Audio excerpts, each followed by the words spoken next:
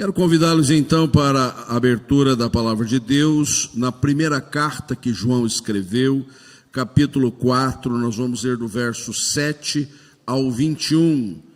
1 de João 4, 7 a 21. Convido-os mais uma vez a pôr-se em pé e acompanhar reverentemente a leitura bíblica, vazada nos seguintes termos: Amados, amemo-nos uns aos outros, porque o amor procede de Deus. E todo aquele que ama é nascido de Deus e conhece a Deus. Aquele que não ama não conhece a Deus, pois Deus é amor. Nisto se manifestou o amor de Deus em nós, em haver Deus enviado o seu Filho unigênito ao mundo para vivermos por meio dele.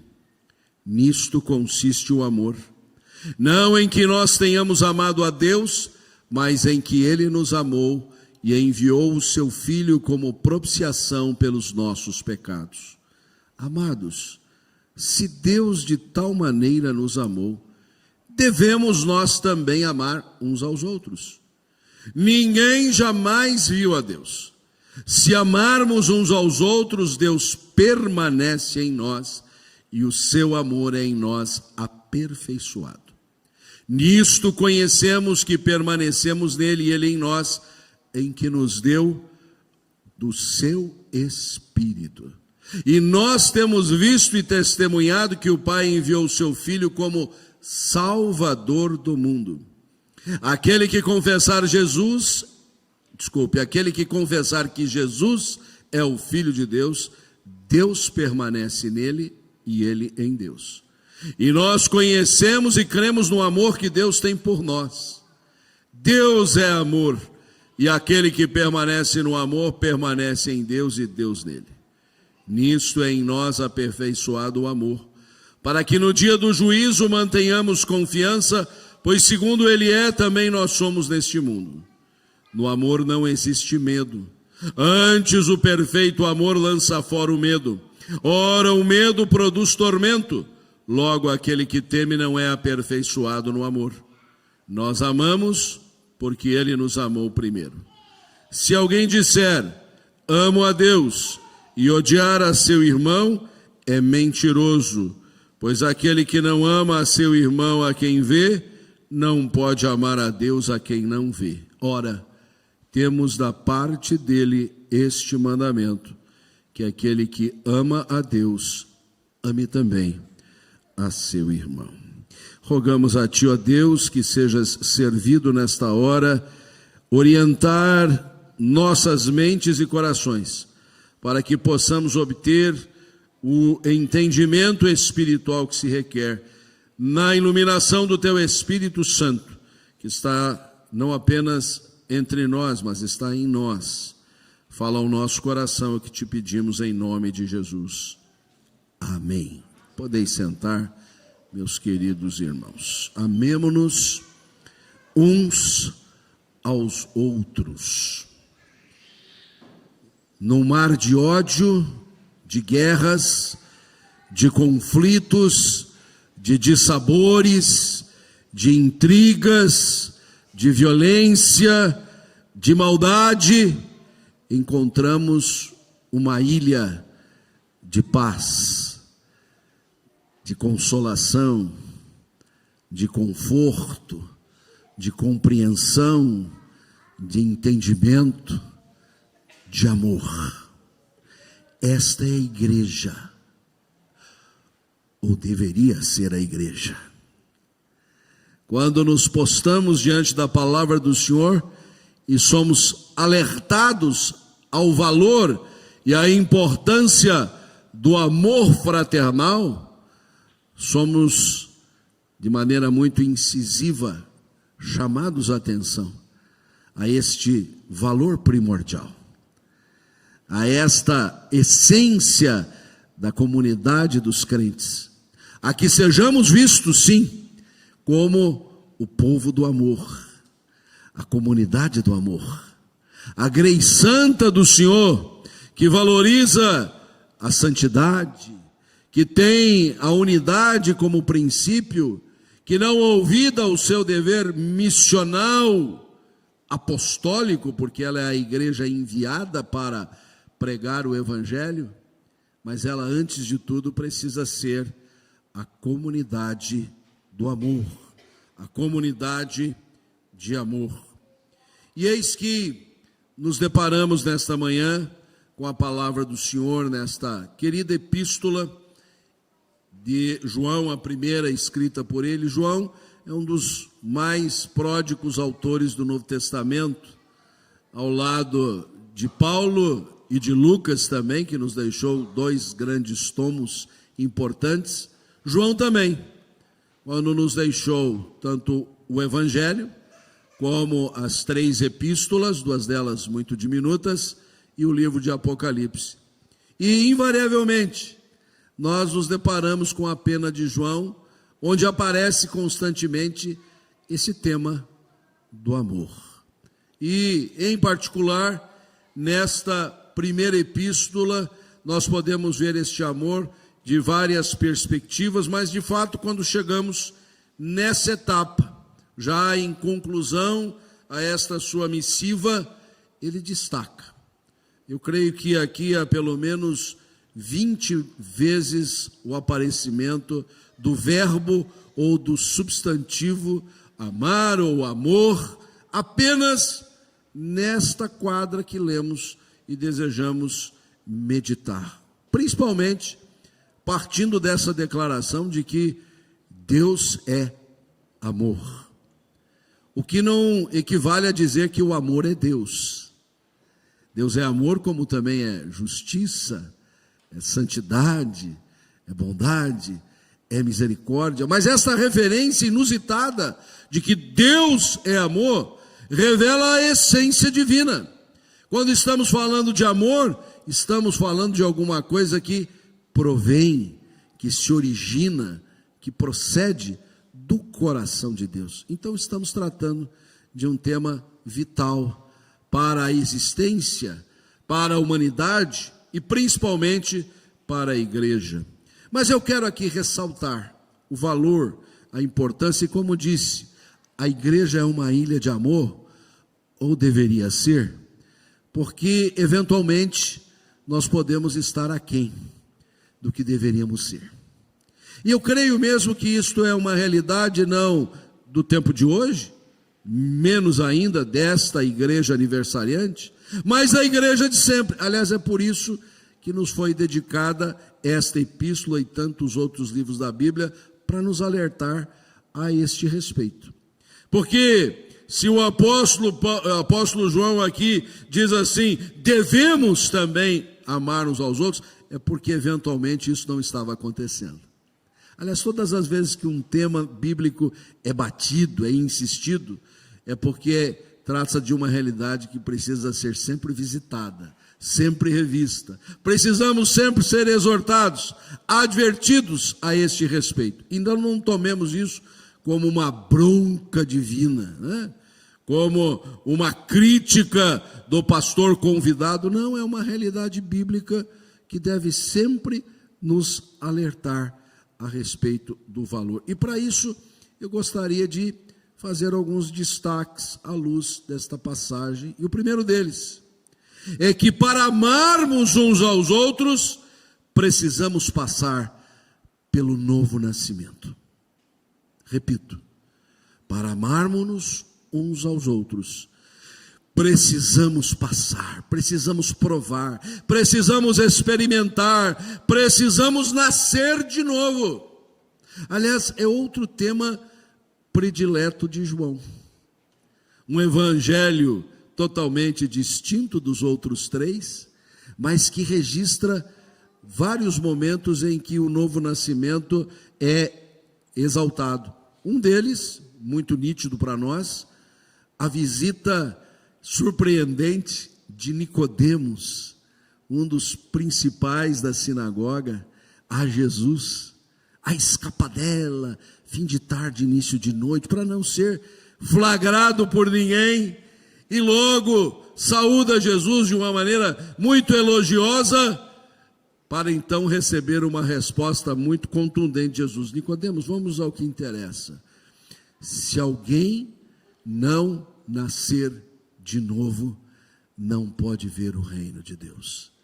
E um pouco mais abaixo dizer, o novo nascimento é essencial para penetrar, para entrar, para adentrar, para participar do reino de Deus. Reino de Deus, que não é outra coisa senão o senhorio de Cristo na nossa vida, a vontade perfeita do Senhor sendo feita pelos seus servos, o desejo de que os propósitos do Senhor se realizem, o império da sua vontade. Mas para provarmos tudo isso, é imprescindível nascer de novo. Ora, Jesus declarou isso a um teólogo, a um professor de seminário. E se ele disse isso para uma pessoa tão dotada, tão capaz, não o diria para o pastor da igreja local, para o pregador convidado, para o professor da escola dominical, para os crentes em geral, certamente o diria. O valor, a importância do novo nascimento. É preciso que nós provemos da redenção que há em Cristo Jesus. Aliás, João deixa isso muito bem claro no versículo 14. Temos visto e testemunhado que o Pai enviou o seu Filho como Salvador do mundo. Porque o novo nascimento tem origem na obra redentora do Senhor Jesus. Nós só estamos aqui, como aliás cantamos há pouco junto com o conjunto, não somos merecedores de nenhuma bondade, de nenhuma ação carinhosa do Senhor. Esta graça é imerecida, porque aprouve ao nosso Deus enviar o Filho para morrer em nosso lugar. Ele é o Salvador de todos nós. E quando temos essa compreensão de que não é por mérito pessoal, não é por esforço e dedicação de cada um de nós, mas é pela graça do Senhor que nós somos salvos, então nós somos acolhidos na presença do Senhor e a semente de nova vida é implantada em nosso coração. Amados, amemo-nos uns aos outros. Este amor procede de Deus. E todo aquele que ama, só ama porque é nascido de Deus. Eu queria aqui estar com você. Há alguma resistência para vivenciar este amor pelo próximo, pelo irmão em Cristo, por aquele que ocupa o mesmo banco que você, por aquele que reside debaixo do mesmo teto? Está sendo uma dificuldade, há uma barreira nesse sentido. Eu quero aqui convocar você a provar desta redenção do Senhor Jesus, porque esta dificuldade não tem outra razão senão o fato de você ainda não ter provado em plenitude a redenção que há em Cristo Jesus, a salvação que há em Cristo, o perdão de que você foi objeto. Agora você precisa direcionar esse perdão aos outros, a começar dos mais próximos e indo na direção até dos mais remotos, dos mais distantes. Porque para amarmos uns aos outros, precisamos passar pelo novo nascimento. Estou tratando de uma coisa elementar, de uma coisa básica, de uma coisa que é mais do que a classe de catecúmenos. É o nosso primeiro passo para estarmos na Grei Santa, mas que parece que para muitos foi passado esse passo, né? Não chegamos a dá-lo. Chegamos à vida da igreja, talvez por tradição, por costumeirismo, por história, mas não provamos esta redenção que há em Cristo. Esse novo nascimento que nos habilita agora sim a amarmos uns aos outros. Todo aquele que ama é nascido de Deus, recebeu a semente de nova vida.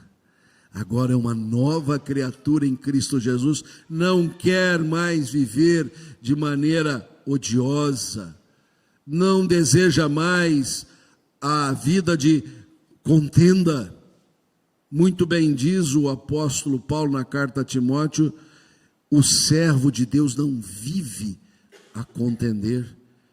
Foge das contendas, foge do ódio, quer transbordar, quer fazer o amor fluir do seu coração para com os demais.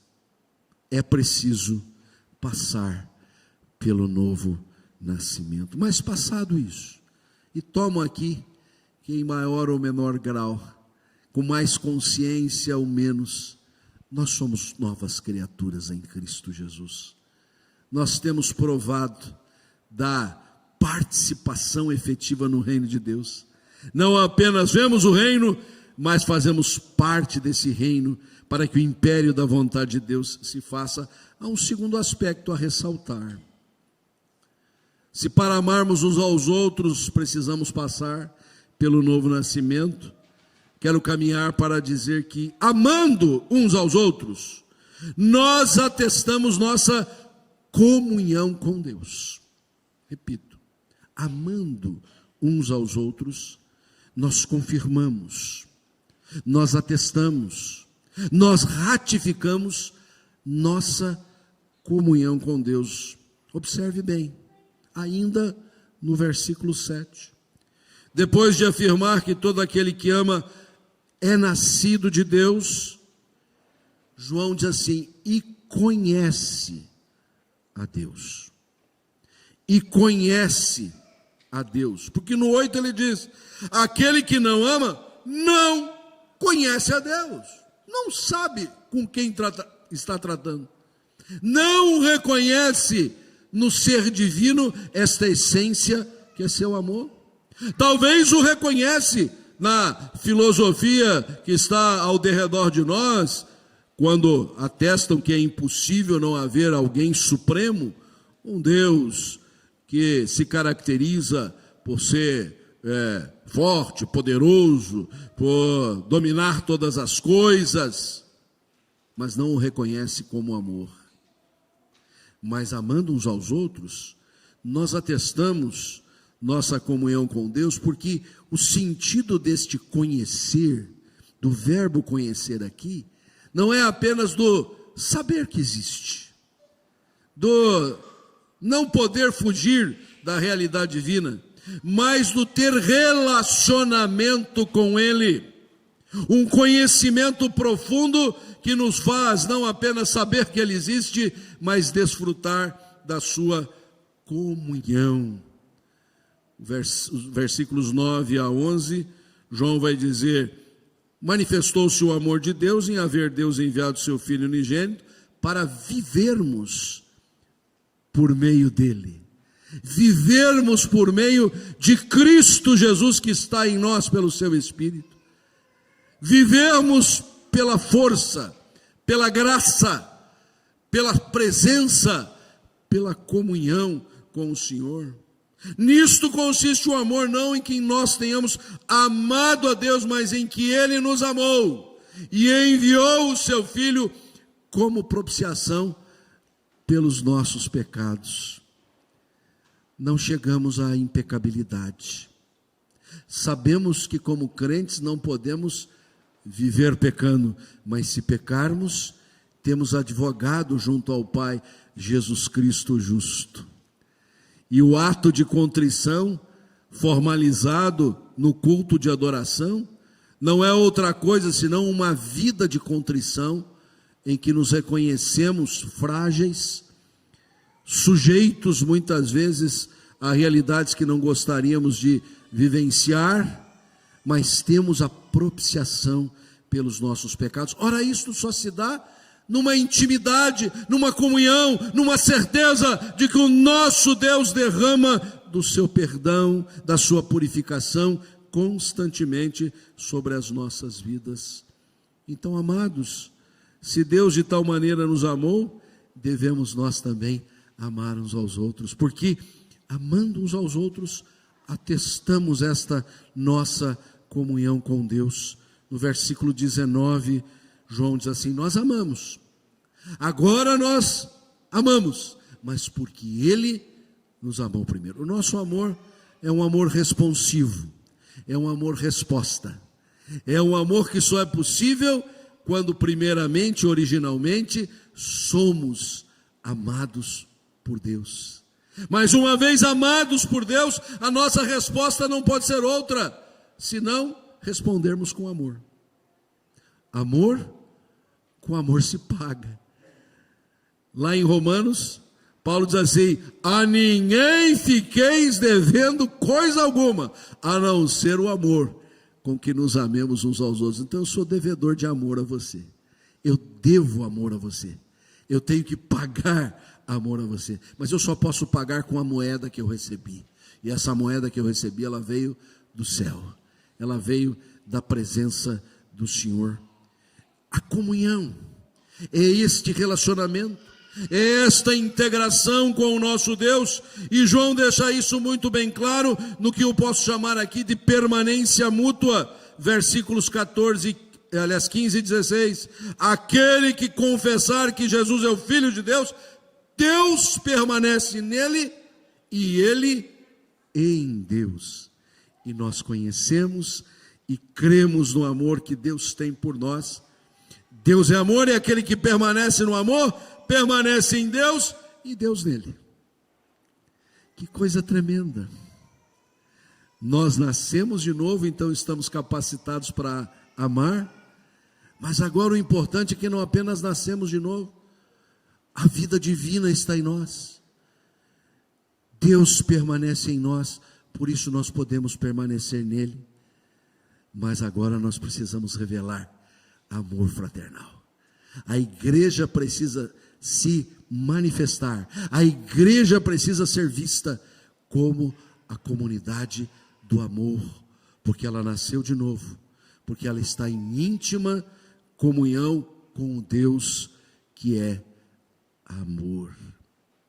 Mas em terceiro lugar, se já afirmamos que para amarmos precisamos do novo nascimento, e amando atestamos nossa comunhão, nosso relacionamento, nossa permanência mútua em Deus, eu quero afirmar que a prática do amor fraternal visa o nosso aperfeiçoamento espiritual.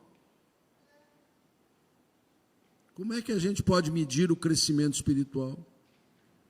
Quais são os elementos que nós dispomos para saber se estamos crescendo ou estamos estacionários, ou em alguns casos estamos até retrocedendo? É por isso que nós fazemos avaliações escolares, né? Para ver se o educando, o aluno, está progredindo ou está retrocedendo. Reprovação ainda é um instrumento importante para melhorar o desempenho do nosso alunado. E nós somos alunos, discípulos, e precisamos ter essa régua. E o nosso objetivo não deve ser outro senão o aperfeiçoamento. A prática do amor fraternal visa nosso aperfeiçoamento. Versículo 12 nós lemos: ninguém jamais viu a Deus. Se amarmos uns aos outros, Deus permanece em nós e o seu amor é em nós aperfeiçoado.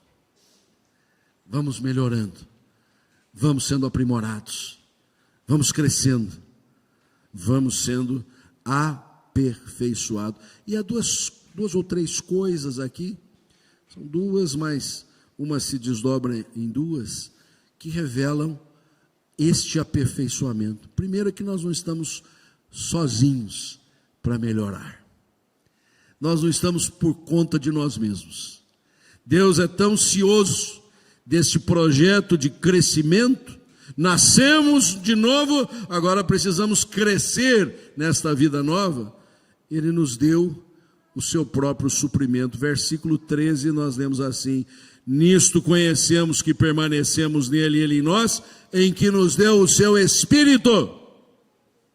O Espírito Santo foi dado, fomos dotados dele para que sejamos aprimorados, sejamos aperfeiçoados. E é este Espírito que nos alerta, que nos adverte muitas vezes de que o amor não está sendo como deveria ser, de que há falhas, de que há senões na nossa caminhada cristã. E como é bom quando, lendo a própria Escritura de maneira bem objetiva a esse respeito, e o Espírito dentro do nosso coração subjetivamente nos alerta, nos puxa a orelha de que estamos deficitários no amor. Não é nenhuma tragédia isso, não é para que fiquemos angustiados, mas é para que sejamos aperfeiçoados. Não estamos por conta própria, graças a Deus. O Senhor deu-nos o Espírito. Esta semente de vida nova é a presença de Deus em nosso coração, pelo seu Espírito Santo, que vai nos conduzindo à compreensão da sua palavra, vai nos advertindo acerca dos nossos caminhos, vai nos tornando mais perfeitos na presença do Senhor, vai nos conduzindo àquele objetivo santo de chegarmos à unidade da fé, à perfeita varonilidade em Cristo Jesus. Este é um aspecto que nos ajuda no projeto do crescimento, do aperfeiçoamento, porque a prática do amor fraternal visa este aprimoramento espiritual. Mas o outro elemento que eu quero trazer com tanta importância é o que se acha no versículo 18, quando lemos assim: no amor não existe medo. Antes o perfeito amor lança fora o medo. Ora, o medo produz tormento. Logo, aquele que teme não é aperfeiçoado no amor. Notemos bem novamente o uso do verbo aperfeiçoar. E também substantivo perfeito. Está tudo conectado. Não são só os nossos dias, mas vamos pensar neles. É suficiente para sermos lembrados de que são dias difíceis, são dias críticos, são dias perigosos, são dias tormentosos. Vivemos momentos angustiantes. Há uma crise de valores em curso. O certo é tomado como errado, o errado como certo, o bom como mal, o mal como bom. Uma confusão que se alastra, seja na nossa nação, seja no mundo todo. E isso nos traz constrangimento, nos deixa perturbados, nos deixa atormentados, assustados, apavorados. E onde é que nós vamos encontrar segurança? Onde é que nós vamos obter consolação? Onde vamos ancorar a nossa nau neste mar tormentoso, senão no amor? O amor lança fora o medo. O perfeito amor traz segurança à nossa alma em meio a essas tribulações. Daí a importância de que pratiquemos o amor fraternal, de que amemos-nos uns aos outros, de que vivenciemos isso para além das nossas diferenças, das nossas preferências, dos nossos gostos particulares, porque a prática desse amor visa o nosso aperfeiçoamento. E não apenas no curso da nossa vida e da história, mas este aperfeiçoamento será a nossa garantia diante do trono do Senhor. Versículo 17: nisto em nós aperfeiçoado o amor, para que no dia do juízo mantenhamos confiança, pois segundo Ele é, também nós somos neste mundo. Esta segurança espiritual que o amor nos propicia, em meio a esta realidade tormentosa, ela será decisiva quando estivermos na presença gloriosa do Senhor, quando formos chamados em juízo e não seremos condenados, porque temos o amor de Deus em nosso coração, porque fomos alcançados por divinal redenção. É a confiança que teremos na presença do Senhor. Ai de quem não está sob esta cobertura. Porque não apenas os seus dias são tormentosos agora, mas o dia do juízo será fatal. Não haverá qualquer esperança. Louvado e bendito seja o nome do Senhor, que nos colocou nesta condição de proteção e que infundiu em nós a esperança da vida eterna. Mas quero terminar reprisando o que dissemos acerca do amor fraternal. Amando uns aos outros só é possível porque nascemos de novo, somos novas criaturas. Neste amor, confirmamos que estamos em Deus, em relacionamento com Deus, em comunhão com Deus. E este amor é que nos amadurece, nos aperfeiçoa, visa nosso crescimento espiritual. Mas é importante fazer uma última declaração. O amor fraternal não é uma opção, é um mandamento divino. Se alguém disser amo a Deus, e o diz de maneira tão bonita, em canto, em louvor, fala da bondade de Deus, da segurança em Deus.